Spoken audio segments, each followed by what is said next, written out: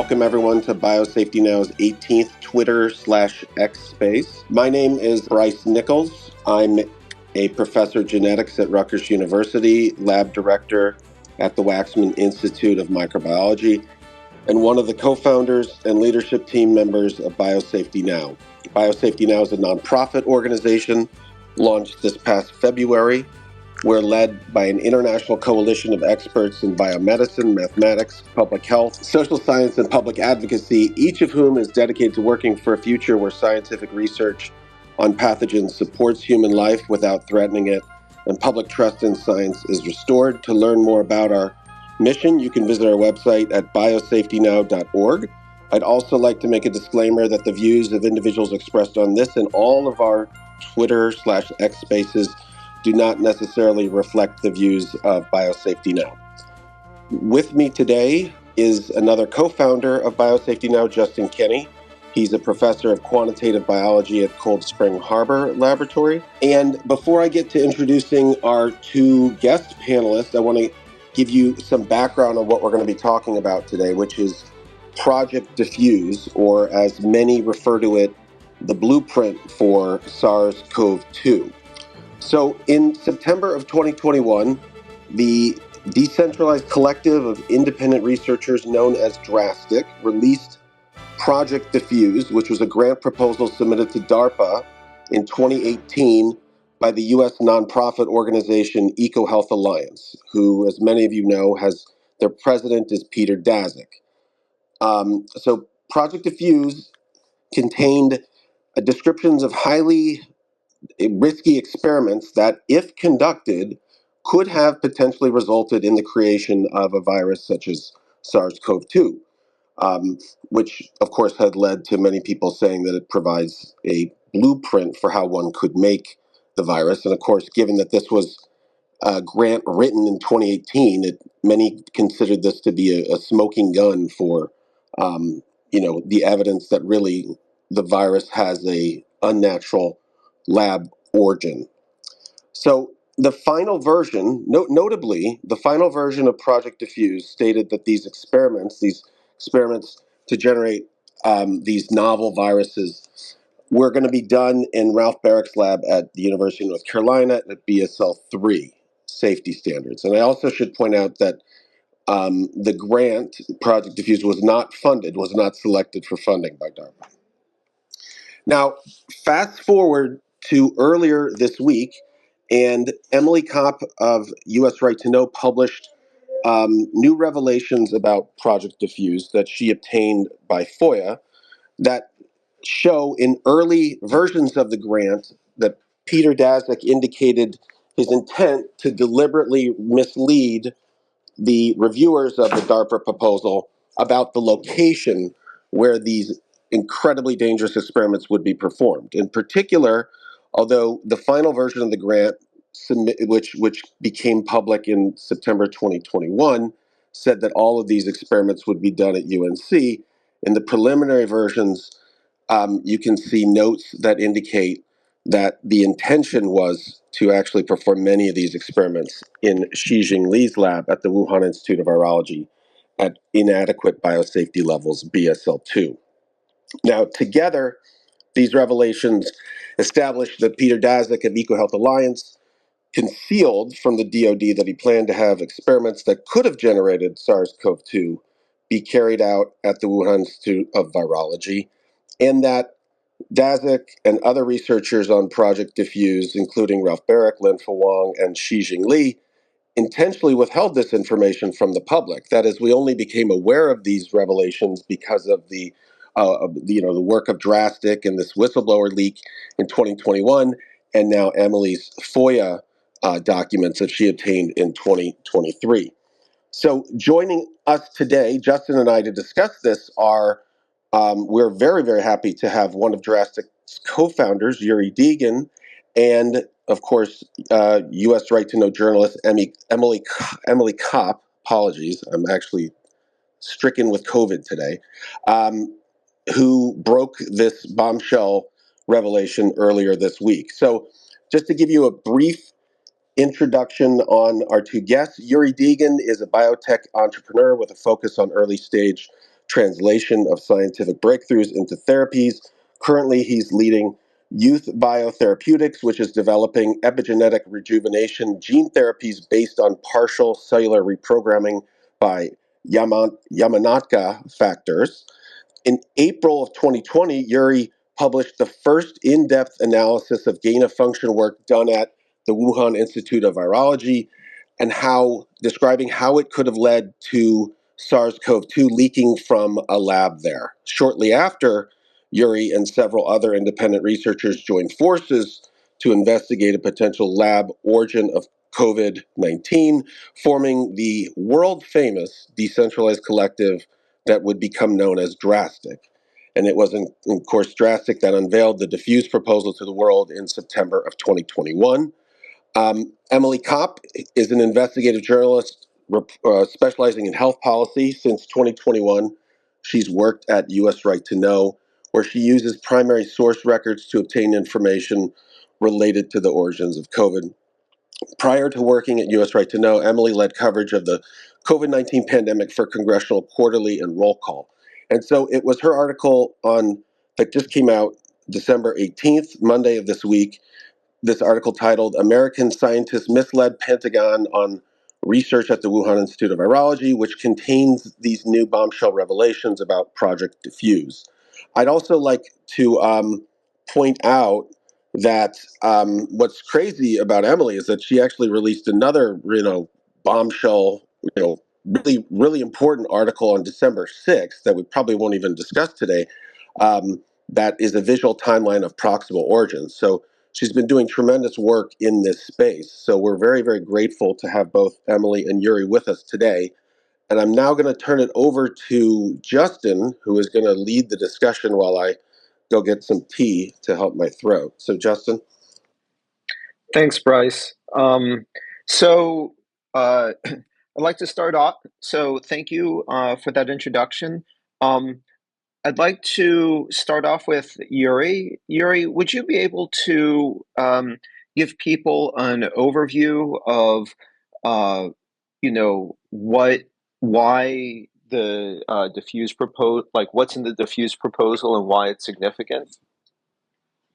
Sure. Yeah, first of all, happy to be here. Thank you very much for the introduction and for the kind words of the overview of what we did at DRASTIC. And importance of diffuse. When we first saw it, we thought it was actually, someone pulling our leg, and it was not real because the steps it describes, as now has been said many times, pretty much are a blueprint for how you could arrive to SARS-CoV-2.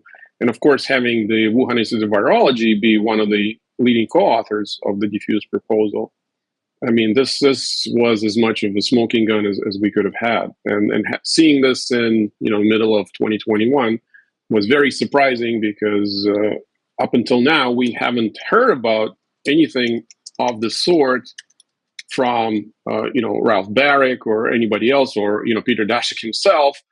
And this is the definition of withholding information, because this was a very important piece of information about what research was contemplated or planned or even planned in 2018 and 2019, basically years just before the pandemic. So when we just saw this in the middle of 2021, we were very skeptical that maybe it's actually false and someone's just using this to discredit us. But then, as we kind of try to verify it and triangulate it, and it seemed as real as it's going to be. So we decided to go ahead and publish it. And eventually, of course, EcoHealth confirmed that, yes, indeed, this is a real proposal.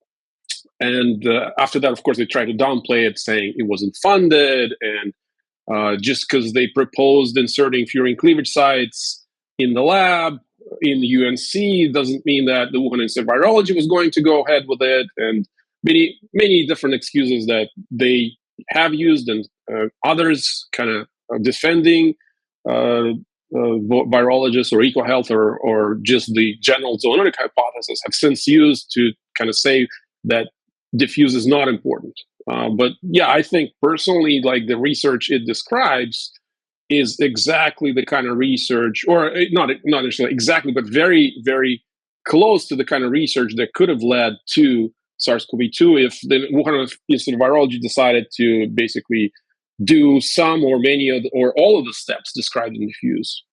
So that's why it's important in my book. Thanks, Yuri. I just want to say I completely agree. When I first heard about,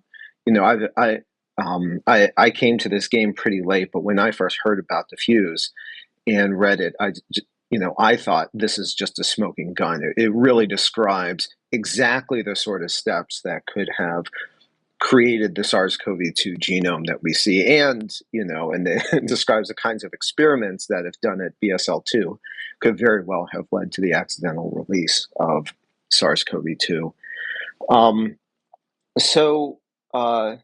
Emily, would you like to come in and describe what the new revelations about DEFUSE are and why they're significant?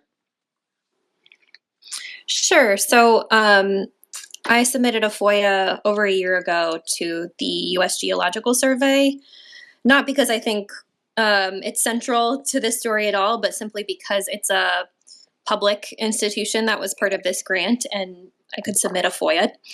And I wasn't seeking to find information that could, topple a talking point of the zoonotic camp. I just wanted to know more about DEFUSE. And pretty soon after opening the documents that we fought for over a year, it's clear why some folks didn't want these documents out in the public, because it was immediately clear that Daszak and Baric had misled their desired funder, DARPA, about the biosafety level that this work would be conducted under, and they had misled DARPA about the involvement of the Wuhan Institute of Virology. And this was explicitly done in order to make DARPA more comfortable with, the fact that there were national security and biosafety risks associated with the way that Daszak and Baric wanted to do this work, which was more quickly than possible in the U.S. under more stringent biosafety regulations, and with deeper involvement of Shi Zhengli and the Wuhan lab. And they didn't want to be burdened by ensuring, the safety of the entire world from a possible pandemic pathogen by actually going through the appropriate protocol. And I guess one piece of news that I can offer that isn't in the story is that we released the first 250 pages or so, but there are 1,400 pages in total about DEFUSE that we obtained from USGS. And we're in the process right now of reading the rest and combing through. And I'm in communication with scientists about what they're finding. And so if you're interested in taking an early look and helping us comb through, please email me. But hopefully that sheds more light. But I think we just wanted to get this information out into the public as soon as possible because these risks still exist. There hasn't been any meaningful accountability for Daszak or Baric, who, in my opinion, have misled the entire world about, their research's possible relevance to the worst pandemic in a century. And so the incentive to continue to do this risky work exists. And as I say in the story, they intended to apply, their high-risk methods that they were using with SARS-related viruses to more pathogenic viruses. And I think that should scare us a little bit. So that's why we wanted to go ahead and get this story out there as soon as possible. Emily, could I barge in? I'm sorry, Justin. Can you explain why you FOIA'd the U.S. Geological Survey, the connection to that, the researcher that was part of that? Yeah, so she was on a separate part of DEFUSE that really hasn't come under as much scrutiny because it's not the chimeric work that has alarmed a lot of people. And honestly, it's simply because it is a public institution that is subject to FOIA. And so it was a little bit of a roundabout way of getting information because we've had such a struggle with UNC, and that struggle continues to this day. And I think, it's sort of ancillary to the key questions we have specifically about Baric and Shi Zhengli, but it was just a way of kind of circumventing the obstacles we were encountering with UNC. So I think the most essential information still resides at the Baric lab, but this was just a way of being a little bit creative. So. Right. So that was Tony Rock, the researcher that very creative. I mean, that was a very genius move, I would say. All right, Justin, I'll leave you to it. I've heard it described as ninja level FOIA-ing, which I completely agree with. So I love that. So the article kind of focuses on, could you get, I think it might make sense for us to talk about the two specific comments that are in this new release of documents, to give their context and to explain why they actually are so damning. Would you be able to do that, Emily, to take us through those comments? Sure. Yeah, I mean, so the first comment by Daszak, it just suggests that, they're gonna obtain the funds from DARPA by misleading them about the extent of the work to be done in Wuhan versus the United States. And then once they get the money, they can assign the assays to, the Baric lab and also Shi Zhengli's lab. And that's important because that means that some of this work that would otherwise be scrutinized under U.S. protocols, including the P3CO, which is the system of regulations that is supposed to, provide some oversight and do a cost-benefit analysis of pandemic research that poses, virology research that poses a risk of a pandemic. And they're just circumventing that and misleading the Pentagon, which I think is a no-no. And yeah, I think that topples like a key argument that people have made to minimize DEFUSE and what an enormous revelation, that grant being leaked to DRASTIC was. And then, you have a comment from Baric saying, we'll probably be growing these recombinant viruses in BSL-2 in Wuhan, but we don't want to freak people out. So, let's omit that from our grant. And like the fact that he says growing, I mean, it just suggests a really, to me, in my opinion, a cavalier attitude towards biosafety. And I think what I tried to get at in the story as well is that I think this is a pattern of behavior with Baric. Since the emergence of a novel coronavirus next door to his partner lab, he has portrayed himself in the press, when he does bother to talk to the press, as someone who cares a lot about biosafety.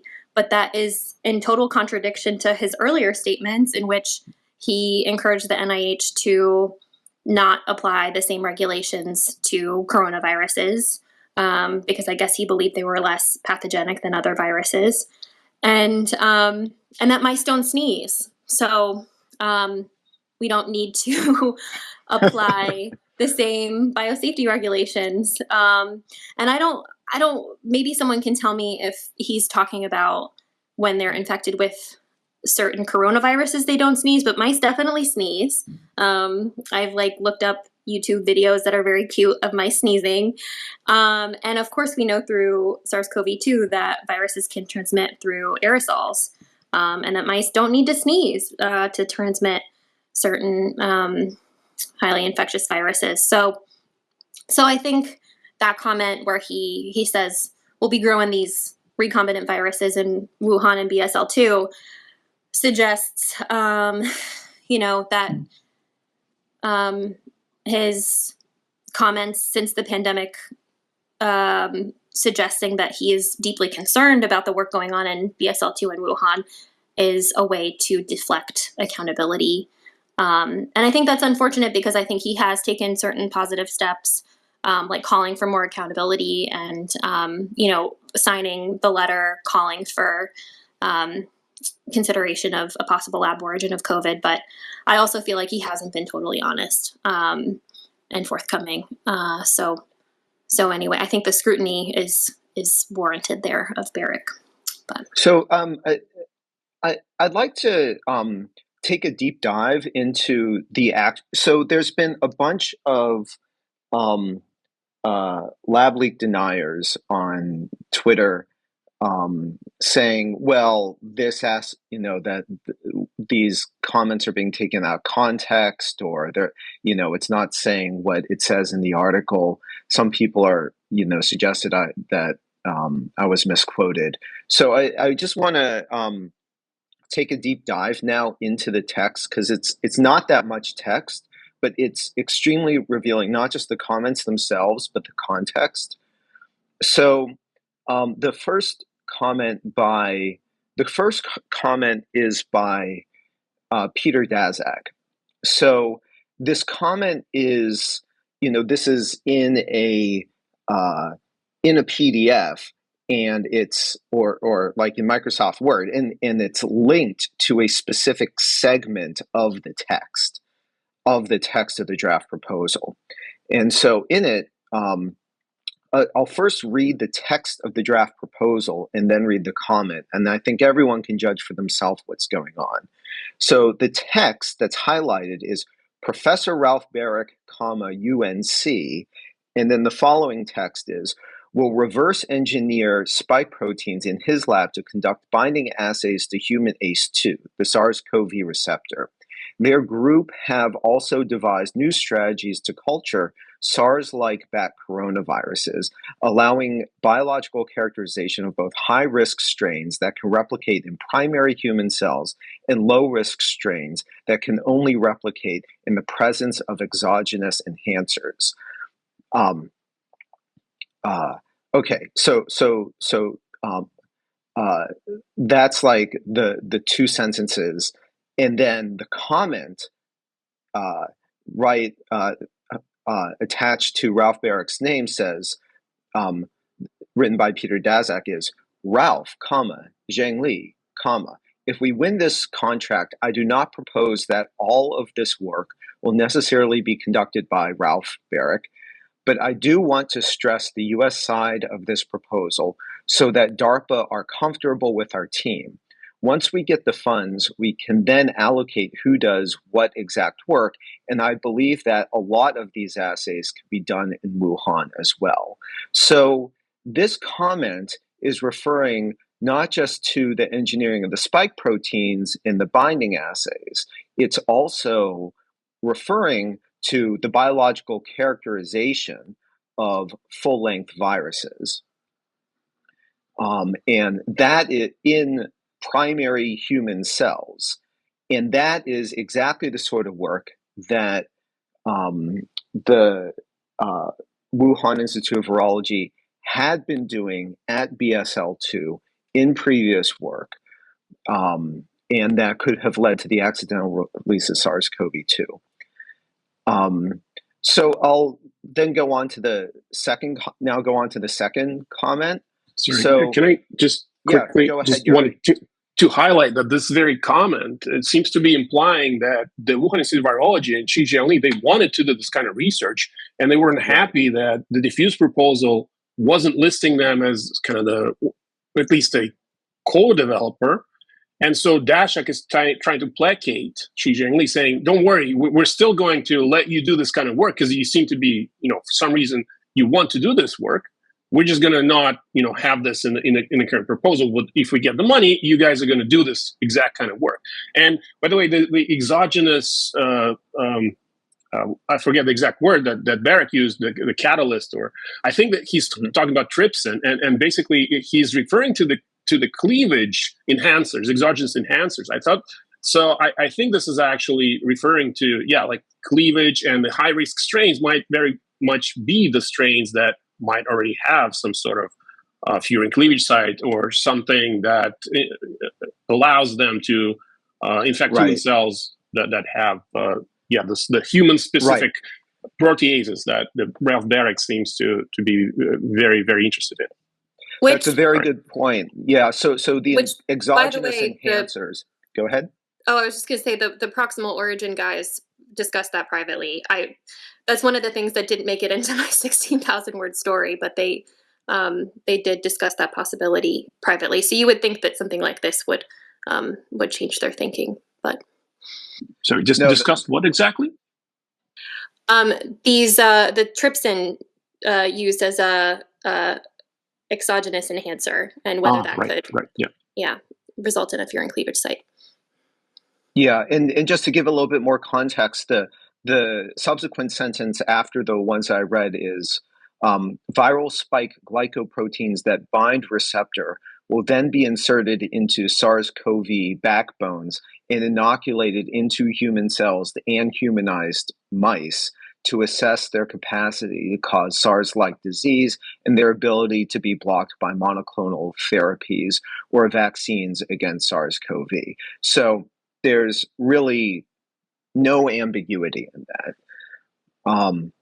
And Yuri, you made a very good point about the exogenous enhancers. I completely agree that, that's like trypsin. So it suggests, that the high-risk strains are in particular ones in which new proteolytic cleavage sites have been inserted, in particular furin cleavage sites, which would, allow cleavage as the virus is produced instead of, cleavage by the target cell.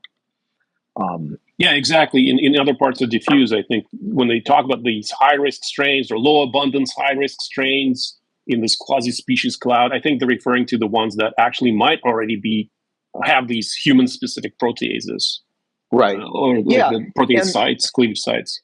Yeah, and throughout the grant, they use these terms low-risk strains and high-risk strains, and they propose doing a variety of things, but one of the things that they propose doing, which could absolutely have led to the creation of SARS-CoV-2, is they propose identifying high abundant low risk strains in natural samples, and that the high abundance would allow them to sequence the genome of the entire virus and then do targeted deep sequencing on specific on spike proteins, in particular to find spike proteins that have what they call high-risk RBDs or high-risk proteolytic cleavage sites, in particular furin cleavage sites.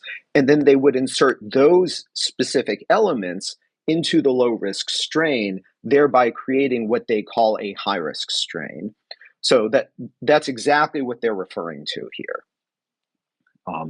Yeah, exactly. Okay, so and then I think what Baric's comment is very telling. And okay, so he says in the US, so he highlights one sentence that says the BSL-2 nature. So he highlights a sentence that reads, the BSL-2 nature of work on SARS-related coronaviruses makes our system highly cost-effective relative. So makes our system highly cost-effective relative to other bat virus systems, e.g. Ebola, Marburg, Hendra, and Nipah, which require BSL-4 level facilities for cell culture. And in the text of this draft, the makes our system highly cost-effective relative is actually in bold. So this is something that was being stressed in this draft of the grant, that the doing this work at BSL-2 would cost a lot less money than work would cost a lot less money than work on other viruses, but it would also, where that work would require BSL-4, but it would also require, be much lower cost relative to BSL-3. So, okay, so that text is highlighted, and then Baric comments, in the US, these recombinant SARS-CoV are studied under BSL-3, not BSL-2, especially important for those that are able to bind and replicate in primary human cells. In China, might be growing these virus under BSL-2, US researchers will likely freak out. Okay, so this comment to me is very telling. It says, first, that it is very important to do these experiments under BSL-3, right? He says in the US, these experiments are done under BSL-3, but he also says that it's actually really important to do it under BSL-3. And then he acknowledges that in China, these experiments might be done under BSL-2.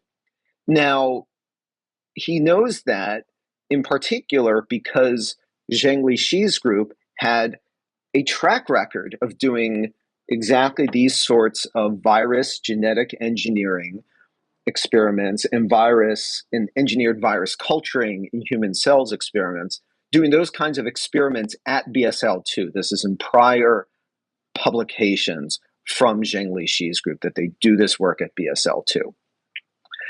And then he says, US researchers will likely freak out.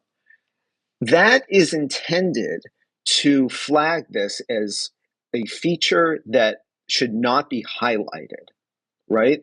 That's why he's saying it. He's saying, don't emphasize that this work will be done at BSL-2 because it will freak out researchers. And by researchers, he means grant reviewers of this grant. But note, he doesn't say that we can't do this in China because it will be done at BSL-2 and these experiments require BSL-3 for safety. No, instead, he just says, well, if we're going to do it, if we're doing these in China, we best not emphasize that fact. So that's my reading. And I think it's really, really damning, especially in light of Baric's later public comments about how dangerous it is to do specifically these kinds of experiments at BSL-2. Emily, Yuri, do you have any additional thoughts on that? Yeah, I mean, that's my reading as well. I think just because of the ordering of the emails, it's clear to me that Daszak made his comments first. And so Baric had awareness that Daszak had said in a comment that some of the assays would be done in Wuhan. I don't read this comment as expressing concern that they need to be more rigorous about biosafety. It's we need to make sure we don't freak out the folks at DARPA. Right. And I just get the impression that Daszak wrote this early draft, and he even says, in some of the earlier drafts that, Ralph, I don't really understand the science here, like, please fill this in. And so I think, the bolded, this makes our system highly cost effective relative to other viruses. I think he's basically saying the quiet part loud, and Baric was alerting him that we're not actually supposed to say that to our grant makers. And I just think Daszak is perhaps not informed enough about the science and how the science is performed to have known not to put that in the grant itself. But this is probably something that they discussed privately. So are there any criticisms, Emily, of the article that you have seen people make that you would like to address? I think it's unfortunate I quote in this story from a Science article where Daszak says that the high-risk virology and DEFUSE would be performed at UNC. And I think it's pretty obvious that was a lie. And I think it's been a pattern where a lot of reporters, when new evidence comes out and shows that they were misled, rather than getting angry about that and wanting to be accurate and correcting their story, kind of provide cover for their sources who are being dishonest. And so the reporter at Science who was alerted to the fact that his story was incorrect or included a lie from one of his sources has said that, well, it's not clear which experiments this comment was referring to, and so I'm not going to update my story. But Justin, you laid out quite convincingly that it is obvious which experiments they were, referring to, and so Right. So I think that's part of a pattern with a lot of reporters. I mean, like when the proximal origin communications came out and showed that they had discussed deliberately misleading the New York Times still hasn't covered that. And I cannot believe that. There were some FOIA emails that came out earlier this year that showed that one of the stories I wrote for CQ Roll Call, had a bunch of virologists that I thought were independent and giving me their independent takes, were communicating with each other and with EcoHealth Alliance and with NIH. And that pissed me off. I don't like having my name on something that's not accurate. I don't like being misled. And I can't really wrap my head around reporters understanding that they've been misled or being shown evidence that they've been misled and providing cover for their sources rather than giving the most accurate information to their readers. I just don't get that.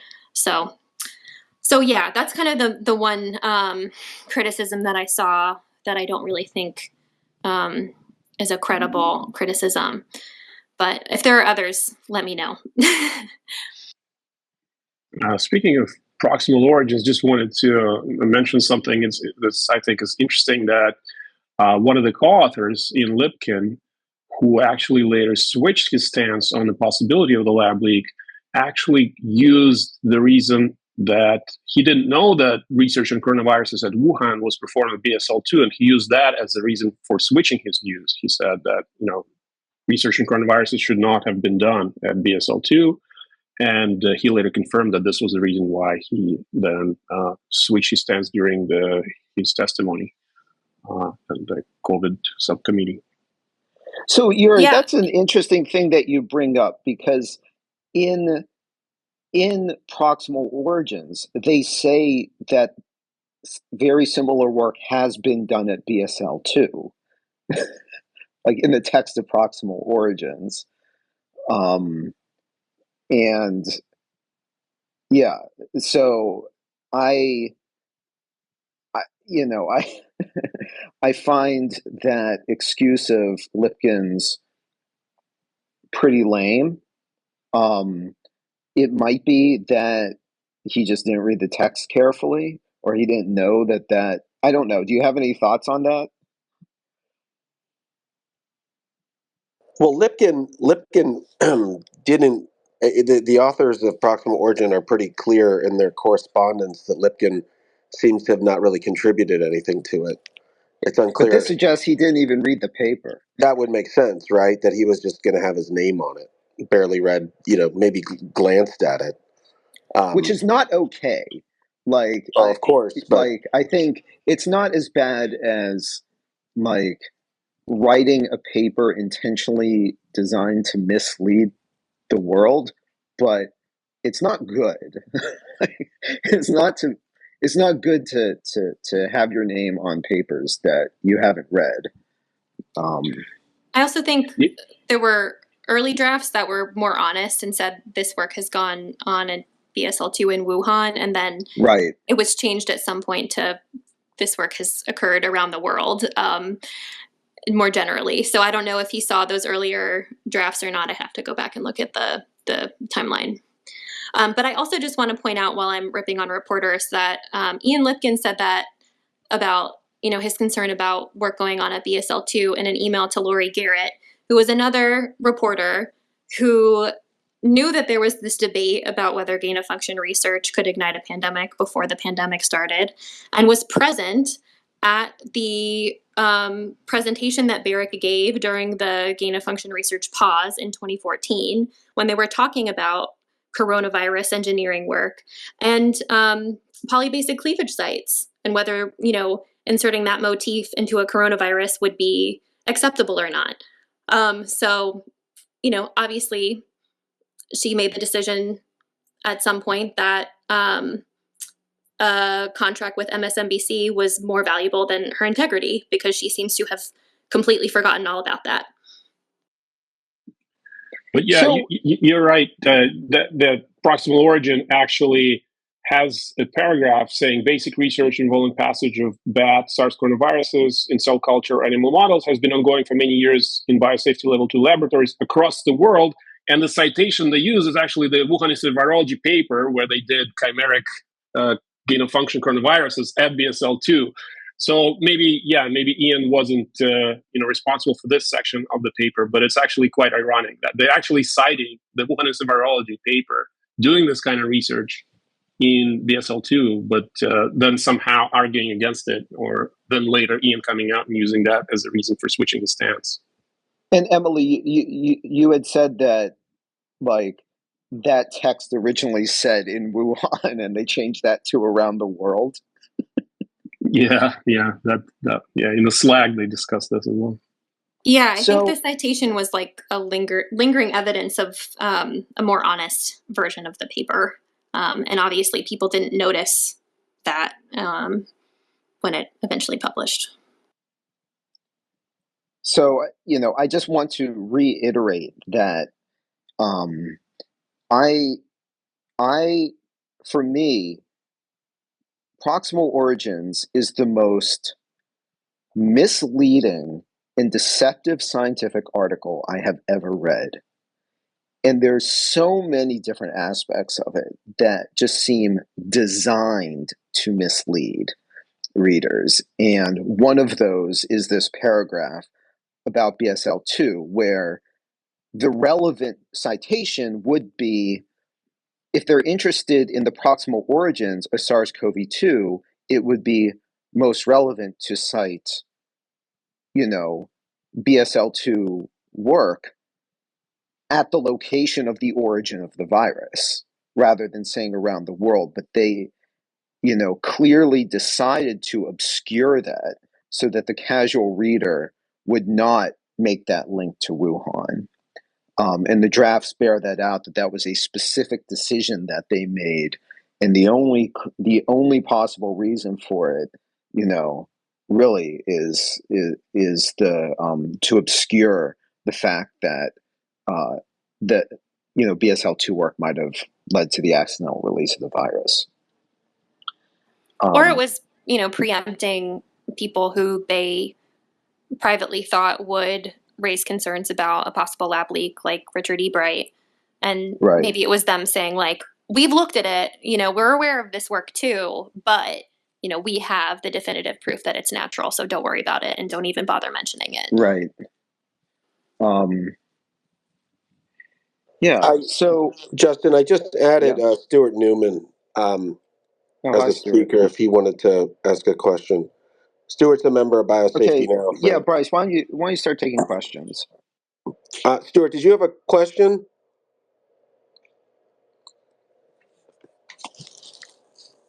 What happened? Here Stuart? I am. Yeah. Okay. Yeah. Go ahead. In the proximal origins paper, to me, the real red flag was the Follis paper. There's a 2006 paper from the University of Montana, and they put a furin cleavage site into a beta-type SARS coronavirus, and they find that it changes its properties. It doesn't make it more pathogenic, but it changes some other properties. But in the proximal origins paper, they cite it, but the only connection in which they cite it is that other viruses of this class don't have a furin cleavage site. They don't cite it as a genetic engineering paper of putting a furin cleavage site into this type of virus. So when I read that, I just felt like they were faking the whole thing. Could I actually, maybe it would be useful, can we connect the Project DEFUSE? So there is also a debate about whether or not the Project DEFUSE proposes to put a furin cleavage site in. Is that a fair thing to say? Like, some have claimed that it doesn't explicitly say. Justin, would you agree with that? Before Christian Andersen made his most recent grand exit from Twitter, he tweeted a list of points supposedly proving that the work in DEFUSE could not have led to the creation and accidental release of SARS-CoV-2. One of these points was that the work was to be done in UNC, which clearly, based on Emily's reporting, we know it wasn't. The first point he highlights is that the first point he emphasizes, and he really emphasizes this point, is he claims that the proteolytic cleavage sites were not designed, that DEFUSE does not propose to insert proteolytic cleavage sites at the boundary between S1 and S2. So for just to give people some background, the spike protein has two main parts. The first part, the head part, is called S1. That's what contains the receptor binding domain, and that's the part that latches onto human ACE2 receptors. And then there's the S2 domain. So this is the stalk this forms a stalk on which the head sits. And there's like some, really interesting machinery in there that enables the virus, once bound to a human cell, to fuse with the membrane and thus release its innards into the cell. So, and allow it to infect the cell. So the DEFUSE proposal is written in a strange way. It proposes really changing, it proposes changing what they call proteolytic cleavage sites in S2. And this argument is an argument about, well, does this statement in S2 include does it include the sites at the boundary between S1 and S2? Because there is another proteolytic cleavage site within the S2 region of the protein, and this site is called S2 prime. Now, I think it is abundantly clear from the text of DEFUSE and from the relevant scholarship leading up to DEFUSE that they're going to genetically engineer proteolytic cleavage sites at both locations, and maybe some other locations. And the reason is that it makes no well, first of all, DEFUSE never says work. So this is where Andersen just lied. He said in his tweet that DEFUSE proposed only to modify the S2 prime site, not the S1, S2 boundary site. And that's just a lie. DEFUSE never uses the term S2 prime anywhere in the grant. They just use this term proteolytic cleavage sites in S2. But it is abundantly clear that by proteolytic cleavage sites in S2, they mean both locations. And this is clear because the site at S1, S2 is actually the primary site of scientific interest in the literature leading up to the submission of DEFUSE. The other reason is that the experiments that they would perform, well, by performing those experiments, it would be just as easy to, mess with the S1, S2 site as with the S2 prime site.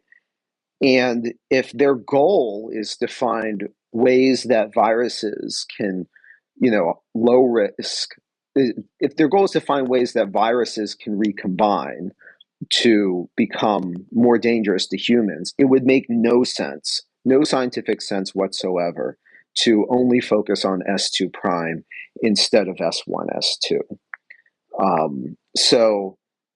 That's Can I just add to that? And of course, Baric and Shi Zhengli, just 3 years prior to co-authoring this diffuse, they co-authored a paper about inserting creating a cleavage site at the S1, S2 boundary in HKU4, which is a MERS-like virus. So here, they're the ones authoring this paragraph.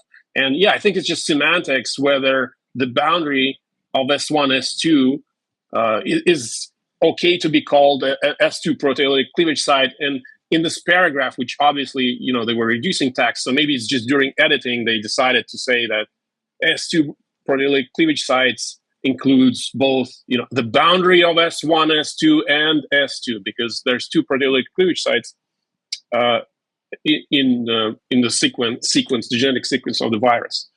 And another relevant portion of this in this very same paragraph, why people say they didn't want to create furin cleavage sites, is that because while they said that they're going to look for presence of potential furin cleavage sites, when they say where clear mismatches occur, we will introduce appropriate human-specific cleavage sites, they don't say furin explicitly. And some people use that to say, well, they weren't going to, or for some reason, they think that just because they didn't name furin, that they meant they weren't going to insert furin. While, of course, human-specific cleavage sites is broader than just furin. They could have inserted other furin cleavage sites, other protease cleavage sites, but also human-specific cleavage sites is essentially the Baric way of calling the human-specific proteases that include furin. And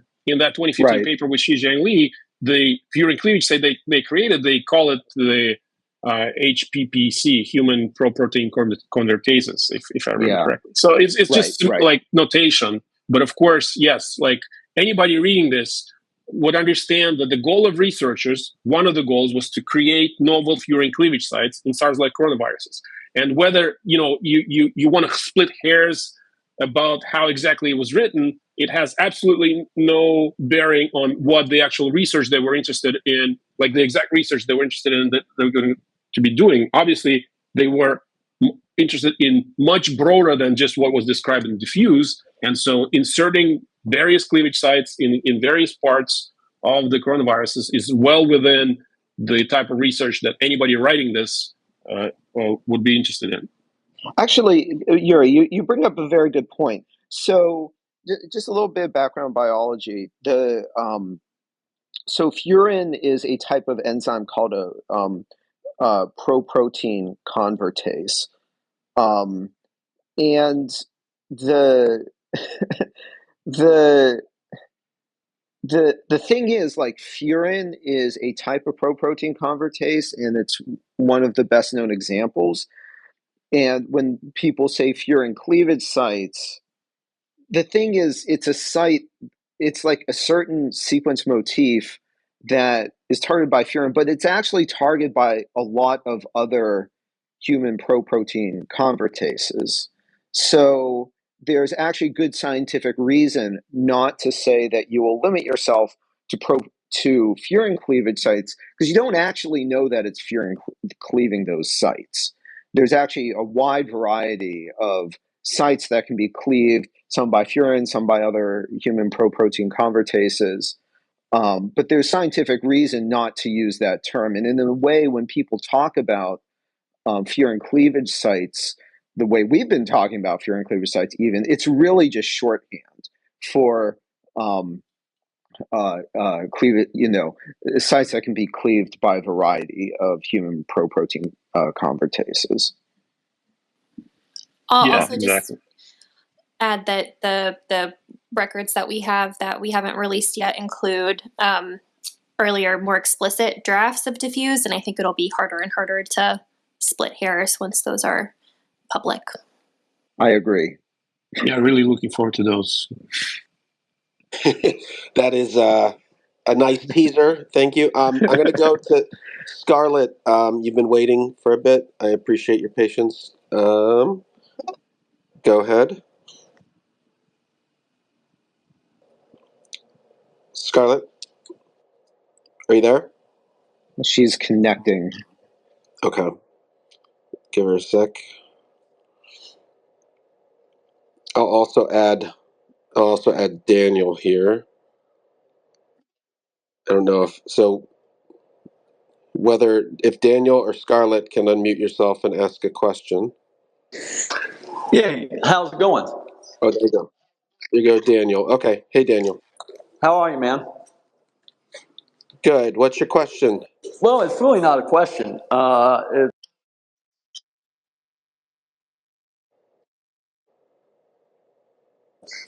of a lab leak. If you read journal articles and draw parallels in the middle of a pandemic, September of 2020, September the 28th of 2020, there was evidence published that SARS-CoV-2 depletes the CD4 compartment, as does HIV. It was then re-explored March of 2022, and in September of that same year, it was added to Merck Medical's website. There's several journal articles that speak to SARS-CoV-2's viral proteins operating mechanistically in the same way as HIVs. For instance, MHC1 downregulation, tunneling nanotube formation, pulmonary artery, hypertension, foam cell formation. Those are all observed in HIV positive patients due to HIV's NEF protein. We're seeing cell cycle arrest, which is due to, in the HIV positive population, HIV VPR accessory protein. And so, we've had a lot of conversations about this, but we're not focusing on the genius of this virus. And it is a genius because despite 40 years of evidence-based medicine related to another virus that depletes CD4 cells, it's persistent. There's an aversion to non-pharmaceutical interventions. Vaccines fail, and forward transmission is observed. We have yet to avail ourselves of that, and we're in a big mess because of it. Over 1 million HIV-negative individuals died the death of an AIDS patient last year due to tuberculosis.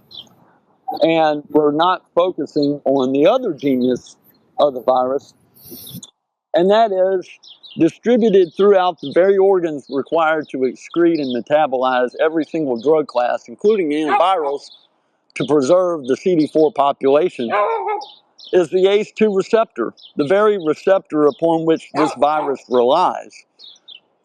And so, it's time that we wake up and we realize the situation that we're in, and that we were well prepared on September the 28th of 2020 to respond to this, and we chose not to.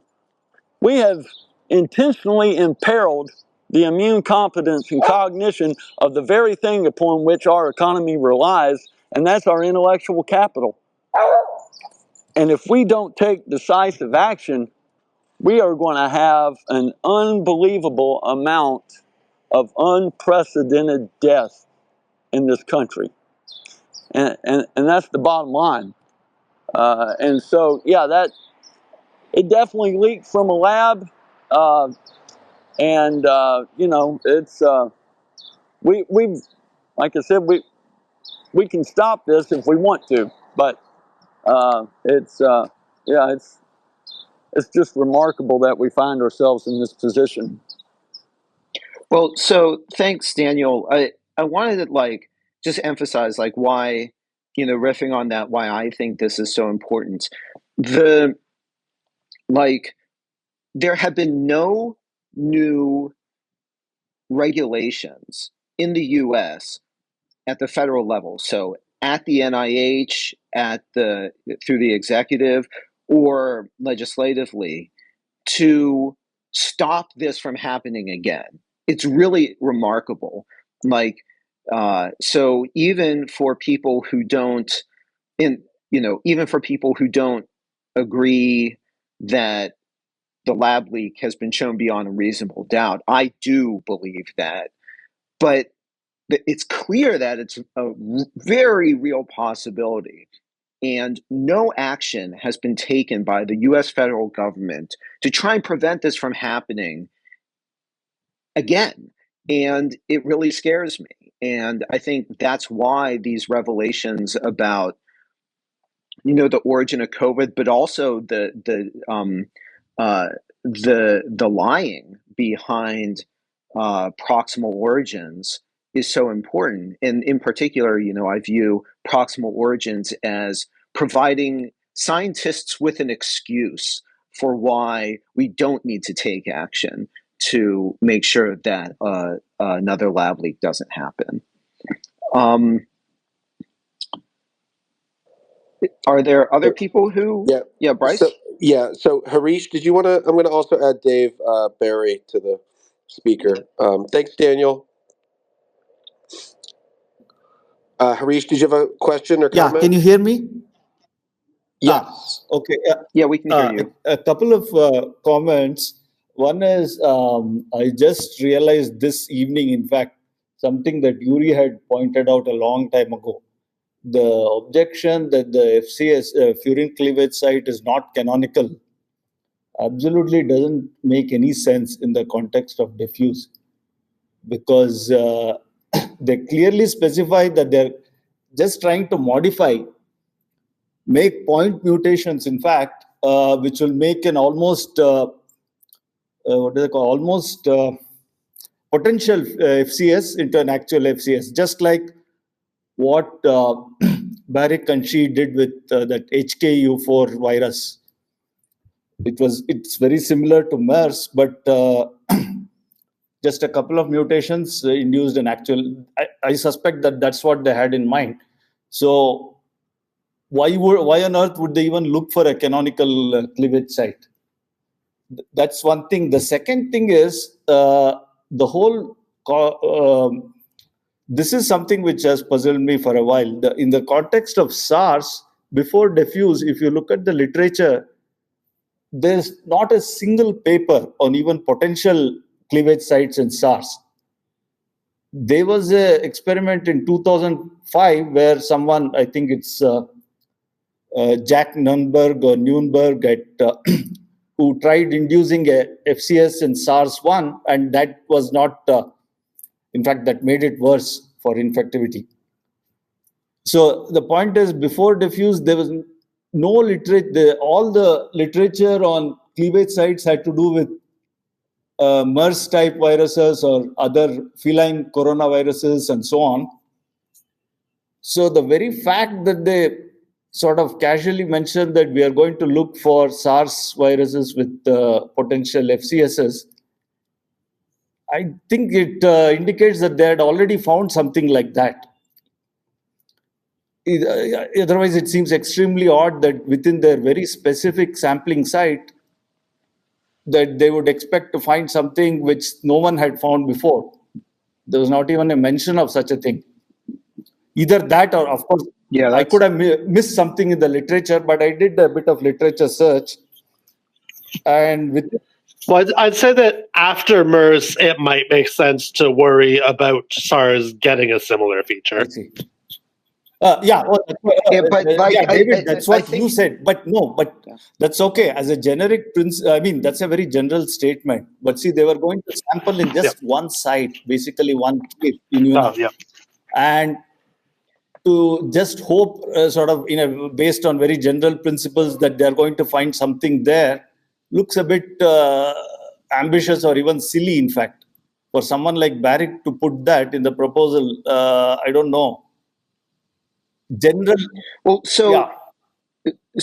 so Harish, I think you make some very good points there, and I just want to go back to how this highlights, and I agree with what you say, and I want to emphasize how this highlights the deceptiveness.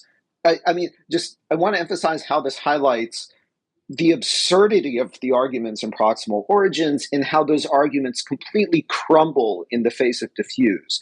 One thing that diffuse grant does not propose doing is inserting optimized cleavage sites. Yes. The furin, like the diffuse grant, what it proposes doing is it proposes inserting cleavage sites in a variety of different ways. One is to look for mismatches, but another way is to look in deep sequencing data and find, cleavage sites that are in bat viruses at low abundance and insert those. So, they're describing, they're saying, hey, we're going to look at a variety of these things. And as was pointed out by that paper by Harrison and Sachs, the furin cleavage site that ended up in SARS-CoV-2 is actually very similar to the specific site that was already known to be active in human lung epithelial cells in the protein ENaC alpha. So, the way I read diffuse is it seems pretty clear to me that they're planning to insert a library of different sites, and nowhere do they say we're only going to use the strongest cleavage site. And there's a variety of sources where the site could have come from, but we know that human ENaC alpha is one of them. Right. And what do you think about, as I said, I might have missed something in the literature. The fact that they propose to find, they seem pretty confident. We hope, they don't even say hope. We propose to find potential FCSs in SARS-related coronaviruses at our sampling site, which seems a bit too ambitious and way too specific. Why on earth would they expect that? Yeah, and we know that they had tons of samples that they could have done deep sequencing of spike proteins on already, and the vast majority of those samples were never published. So it would make perfect sense that they had deep sequenced the samples, found some interesting things that they want to experiment on. So Dave has his hand raised. So Dave, do you want to say something? David?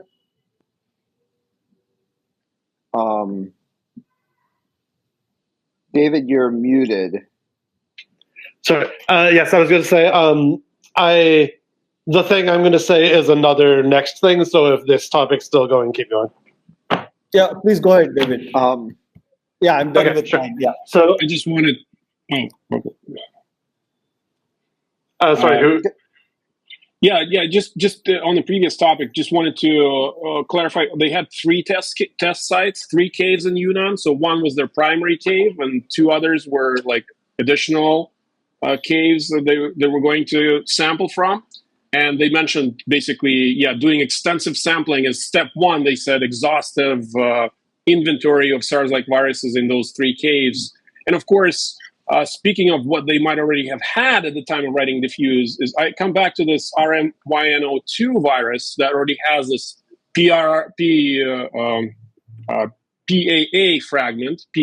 fragment that Eddie Holmes and others have claimed could be like the natural precursor of PRA insertion that created furin cleavage site. Well, they might have had that sampled because their partners from Diablo, from the Guangdong. Right. Yeah, please go ahead. Yeah, they might have well had that. That could have inspired them to write this in diffuse, that they're going to look for more viruses, SARS-like viruses that have this like a precursor of a furin cleavage site, or it may be some existing furin cleavage site. But in general, I think 2018 and 2019 were years where furin cleavage sites in coronaviruses have become much more an intensive area of study. We have Baric speaking about this in China.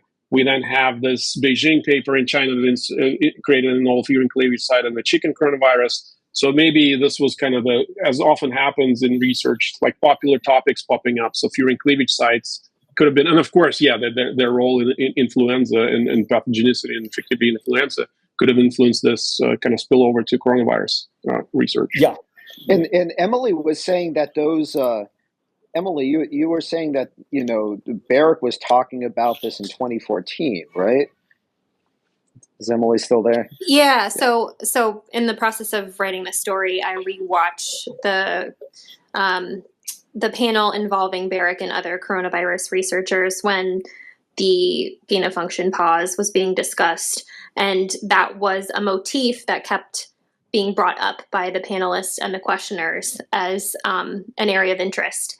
And so I think there was a lot of discussion in virology and among gain of function virologists about polybasic cleavage sites and what sort of research was permissible with polybasic cleavage sites because of the research that was going on with flu. So it's not a stretch of the imagination to think that they would be putting them in coronaviruses, in my opinion. Just one final comment, if I may. No, I'm aware of that. There's a ton of papers prior to 2018 on furin cleavage sites and coronaviruses. But my point was specifically SARS-type viruses. There are none, pretty much.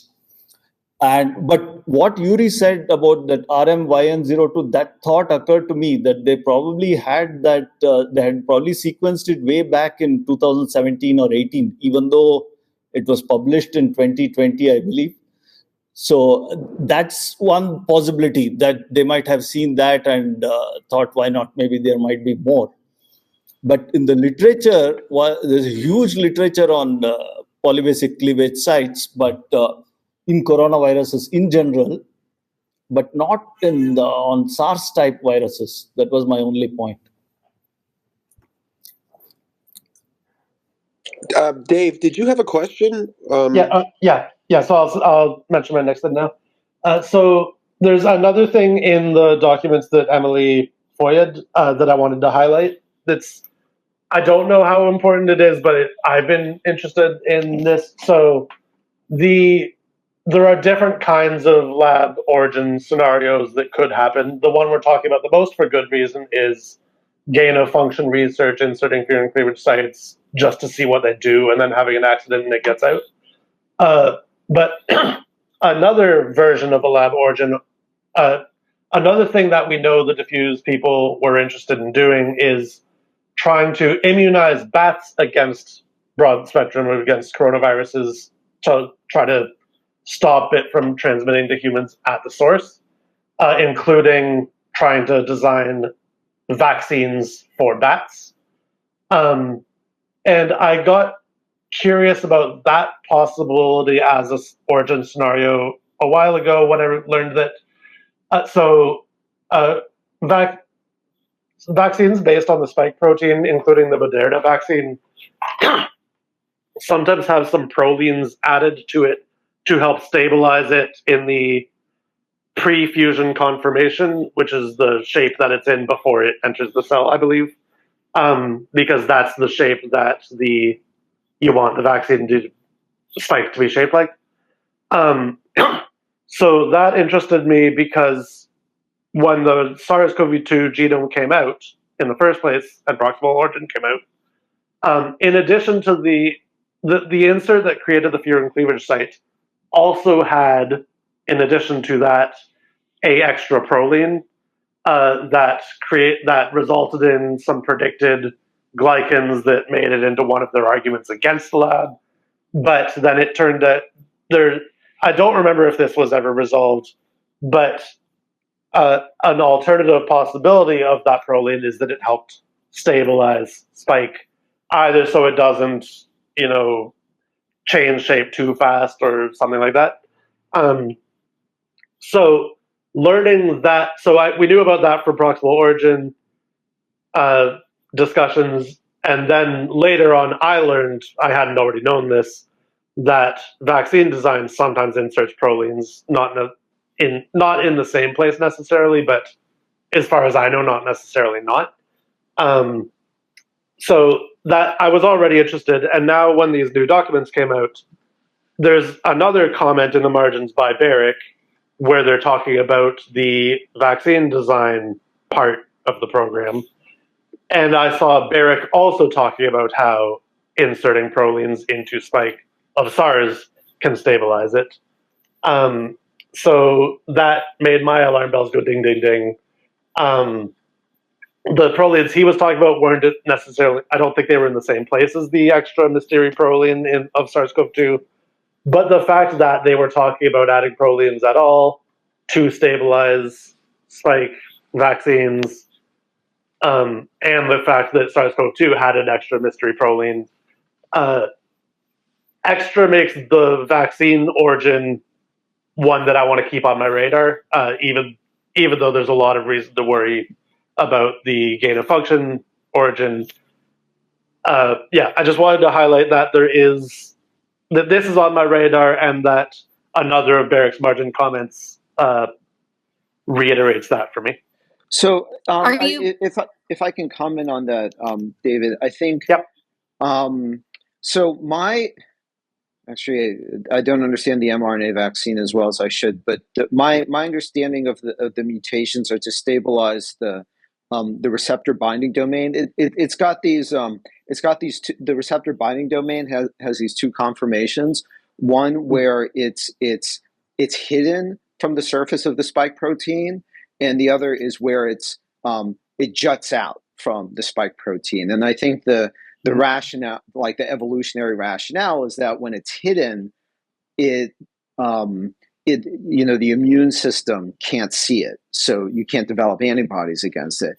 But then it kind of like is exposed when it binds the cells, when it binds the ACE2, and there the mutation is to stabilize that, and I think that's different than in the pure cleavage site where the function of that thing it's much lower down, and it's the purpose of that is to allow the receptor binding domain and to come off and expose the stalk. But I also wanted to point out that I think that proline, it's weird. So in proximal origins, they talk about how that proline might make important O-link glycans. And I think it's since been shown that it doesn't. Well, actually, Emily, were you going to say something about that? Yeah, I'm not sure if it's actually in proximal origin. I think it's just a reason that Gary has used that the furin cleavage site is not engineered. But I was just going to ask David what page that's on, and I did notice there's something in there about, it says, the structure of the SARS-CoV spike glycoprotein has been solved, and the addition of 2 proline residues. That's the one, yeah. Okay, got it. Yeah, I asked my colleague Carolina about that. So yeah, that's definitely on my radar too. So we should probably discuss that offline. But so the okay, wait, sorry, sorry, I just wanted to say one thing though, like that it should be noted that proline does not actually seem to be functionally important for SARS-CoV-2, because it in like all the strains that have taken over since the initial outbreak, that proline is mutated to something else. It's like proline mutated to, I forget exactly what it is, but it's mutated away in all the. My thought wasn't that the proline makes SARS-CoV-2 more infectious. It could even make it less infectious. Right. The point is that for the purposes of a vaccine, you're not trying to get the spike to infect the cell. You're trying to get the spike to keep its shape long enough for like antibodies to recognize it and stuff like that. Right. Well, but okay, yeah. I guess I'm skeptical of that, because I think if you're making a vaccine, you actually wouldn't even want the furin cleavage site in there, because what that causes is it allows the head of the spike to actually just fall off, And that may be one of the reasons why that, if furin cleavage sites don't seem to be present in any of the other 1,500 SARS-like coronaviruses that have been discovered, is just because it destabilizes the head too much. Whereas maybe in the human environment, that's not as big of a deal. And we know that the mutation at position 614 in the spike protein, that is one of the first mutations to really sweep the population, that its role is to stabilize that non-covalent bond between the head and the stalk. Sorry, but I'm kind of going down a rabbit hole. Justin, go ahead, Bryce. I just want to make sure, Yuri, are you able to stick around for a few more minutes? I know you said that you may have to go at 11. Are you okay? Yeah, no, I have until 1:45. Okay, great. Scarlett, you've been waiting a while. Are you able to unmute yourself, and then we'll go to Hans? Yeah. Thank you very Hey, Scarlett. much. Okay, go ahead. So thank you all for doing this, wonderful work. And I just have one question. What would it take for this conversation to go beyond social media and, get the people in power to actually mandate a congressional investigation into the origin so that we all get to know the truth? Can we write to senators and congressmen or go to their offices and then demand that there should be an investigation? What can we do, ordinary people do? Thank you. That's a really good question, Scarlett. I think, writing to congressional representatives is an important tactic, is an important step, just letting them know that the public cares about this. Personally, I think the thing that would really change the debate would be if a large number of scientists would start admitting that SARS-CoV-2 most likely came from a lab. I think that's one thing that's really missing. The scientific community really has its head in the sand. And really, I'm actually really angry at my colleagues for being so quiet on this issue. This is an issue on which them speaking up could make an enormous difference. But I think the vast majority of scientists, especially virologists, are staying quiet. I think because they just, I don't know. I don't know exactly why. But I really think somehow it's weird. The scientists are the ones, especially the virologists, are the ones who are really behind on reality here, who really have their head in the sand. And it's because I think in part they keep listening to these lying assholes, these, the authors of Proximal Origins, who are just coming up with, they're just lying. I mean, they're not engaging in valid scientific arguments. They're making arguments that sound legitimate to a casually listening scientist, but when you actually look at them, they're completely bogus. So anyway, that's the one thing that I think could really, turn things around, as if, what's it called, a critical mass of scientists, especially prominent virologists, would come out and say, hey, this likely came from a lab. We need to do something about this. I don't know. Emily, do you have any comments on this with respect to lawmakers and what might take? Well, do you have any insight? Well, I totally agree with Justin that would be very helpful. I actually talked to Chairman Wenstrup yesterday. He's the chair of the select subcommittee on the coronavirus that is investigating COVID origins and the COVID response. And I just got the impression that a big obstacle is apathy from the mainstream media. And so I think like members of the public who are invested in getting accountability, like the people on this Twitter space, just continuing to raise hell, basically, because I think the evidence is accumulating in such a way that I don't think the mainstream media can ignore it forever. Maybe it'll be, more virologists coming out, or more scientists coming out, as Justin was saying, or maybe, one piece of evidence will be so compelling that,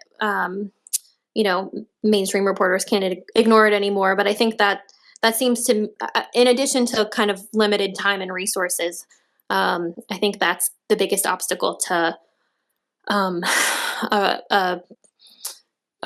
investigation. But there is an ongoing investigation, and it's already public that Fauci will be questioned in a couple weeks here. So hopefully more info will come out around that. Emily, can I ask you a question about these investigations? To your knowledge, excuse me,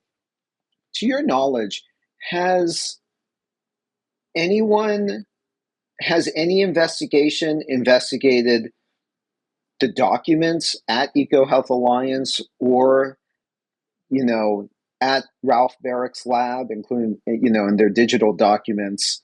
Has any investigation actually obtained those documents and started looking at them? I mean, the fact that you're finding this stuff through FOIA requests to the U.S. Geological survey is, it just indicates that there's a wealth of information that's likely around in the documents of the primary, the primary characters in this saga.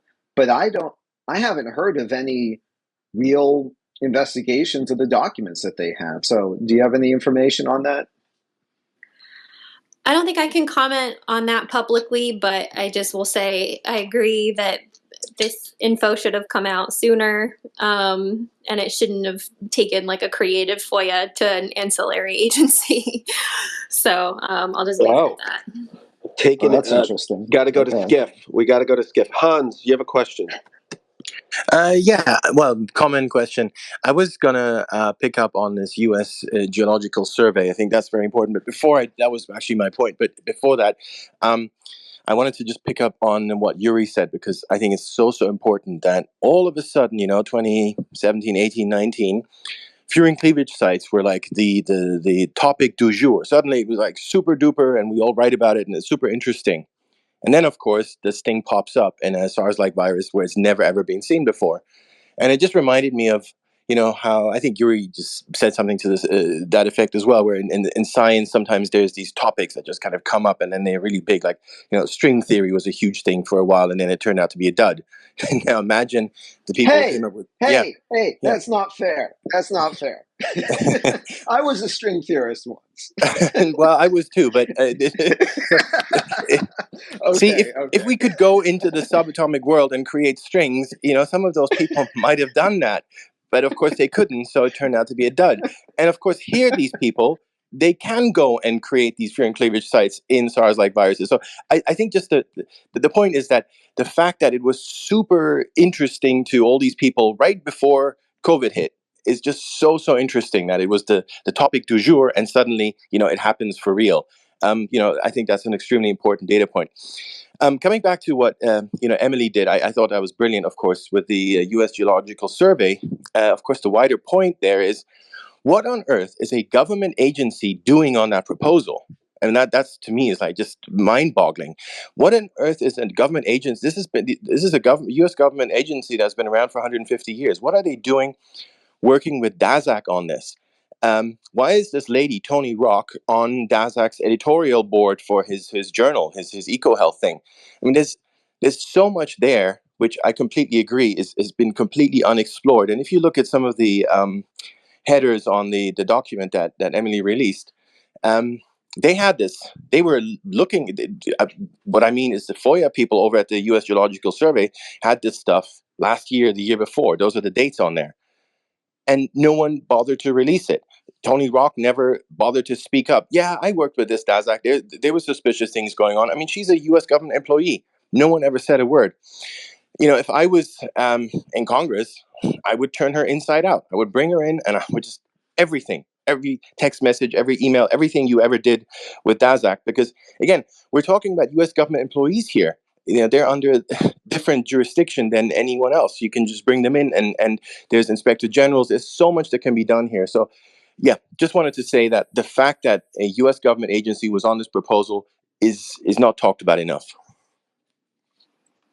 I agree, and I think Congress could be like, we're gonna set the budget of your lab to zero unless you turn over everything. So Exactly. So we'll see if that happens. Okay, so we're going to go to Fuzi, who's changed his name to COVID Origins Tenured Secured. Fuzi, you there? Yeah, I'm here. Very quick question. I know time's running short. Is to Evelyn and to Hans is, I think one thing we overlook is why, I mean, we discussed briefly on Twitter, is why is the government still funding EcoHealth despite bipartisan vote to defund it? I wonder if any journalists can get some inside scoop as to what the decision process was like at the White House or the DOD. Just what's behind, because there's nothing to gain now for the U.S. government to continue to fund EcoHealth. I cannot think of really a good reason.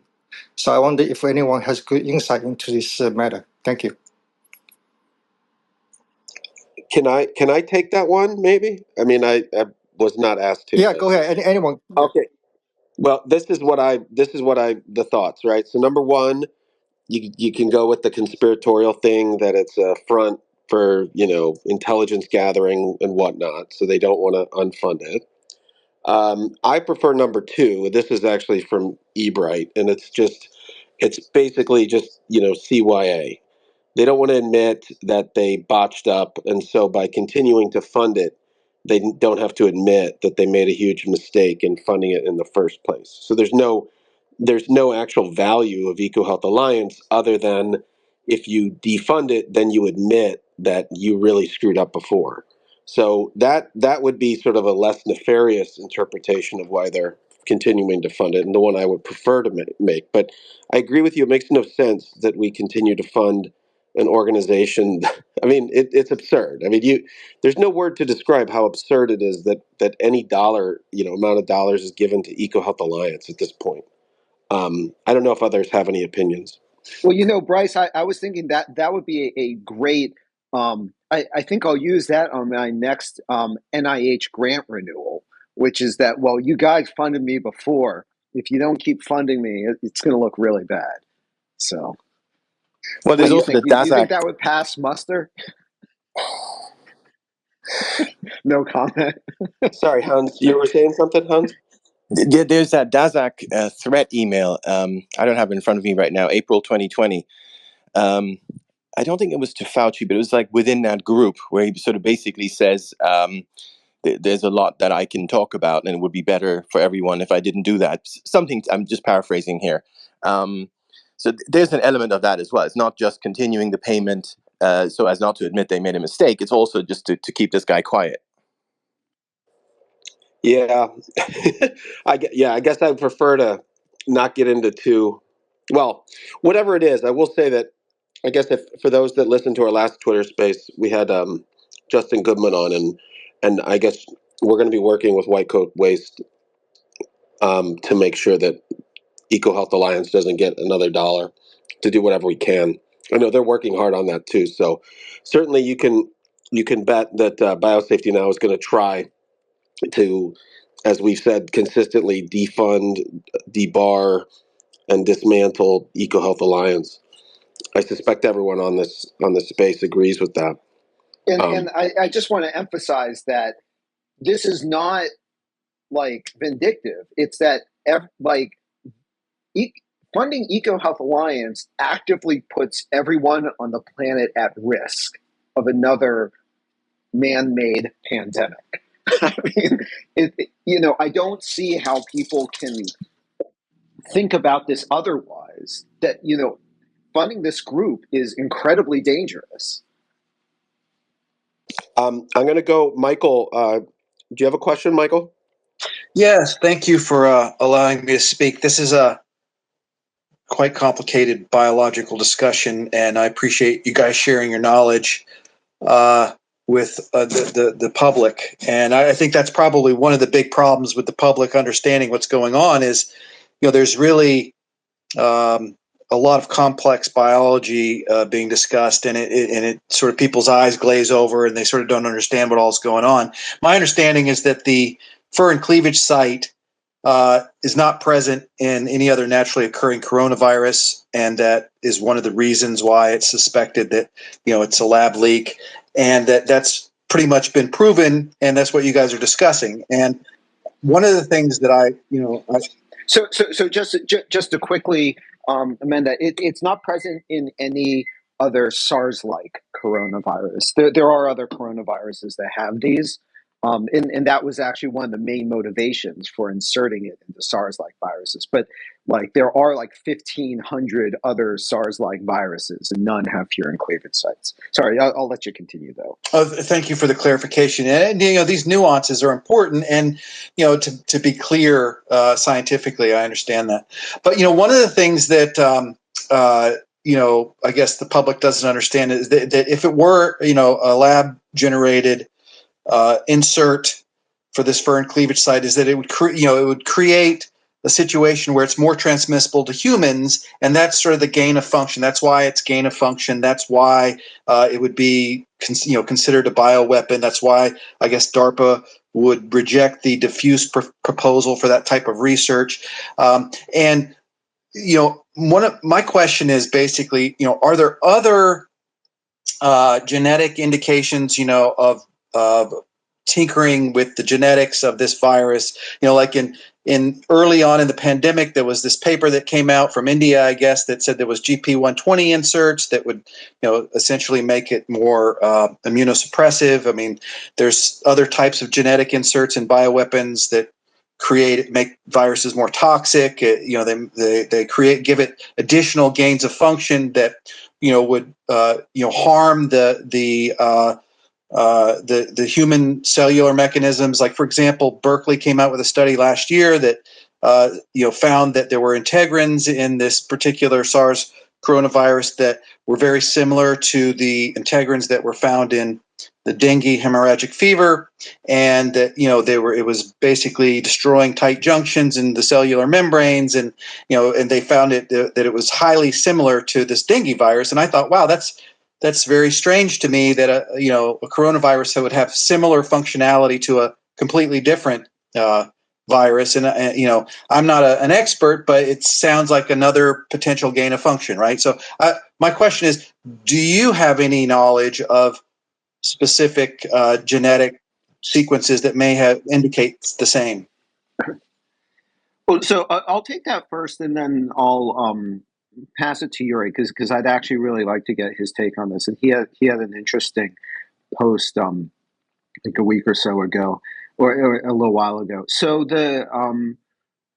I think for me, the one other genetic indication is, well, one that suggests a lab leak in genetic engineering is that the virus is very closely related to this other virus called RATG13, except there's a little notch in that there's a little segment in which it differs substantially. And that segment is exactly the region of the spike protein that contains the receptor binding domain in the furin cleavage site. So it really looks like they took a RATG13 like virus, and then they just swapped out that small region for something else. And that's consistent with the experiments proposed in DEFUSE. There have been, there was a paper, there's a preprint by Brutel et al., where they claim that there's a pattern of restriction enzyme sites in the SARS-CoV-2 genome that looks like it could have been specifically designed to facilitate cloning, that is, the assembly of the virus from smaller fragments. I'm torn on this proposal. They are right that there is a pattern that is anomalous at about the 1% level, 1 to 2% level. And they are right that pattern would allow cloning. The thing is, there's just some details of it that just seem a little bit strange to me. But I think it's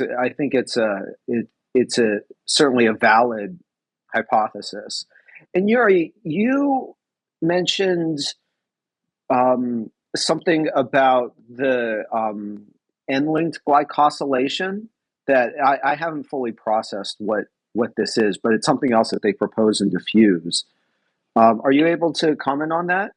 Yeah, I'll try briefly commenting on this. Basically, in DEFUSE, the next paragraph right after they talk about inserting novel Yuri cleavage sites is they're talking about playing with N-link glycosylation sites. And SARS and coronaviruses, SARS-like coronaviruses have like approximately 12 N-link glycan sites in the spike.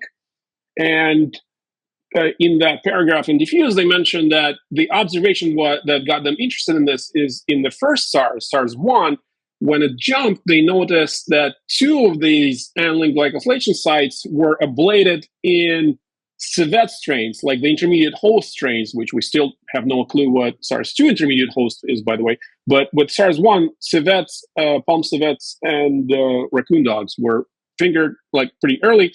And civets kind of represent the main intermediate host. But so they sampled many wild civets and found like 5 different progenitor strains of SARS-1. And in the early progenitor strains, these 2 sites are missing, whereas in bat progenitors, they're there. In the human version of the virus, they're there again. So basically, they propose that maybe ablation of these sites, like removal of these sites, is what caused the virus to jump from bats into civets, into this intermediate host.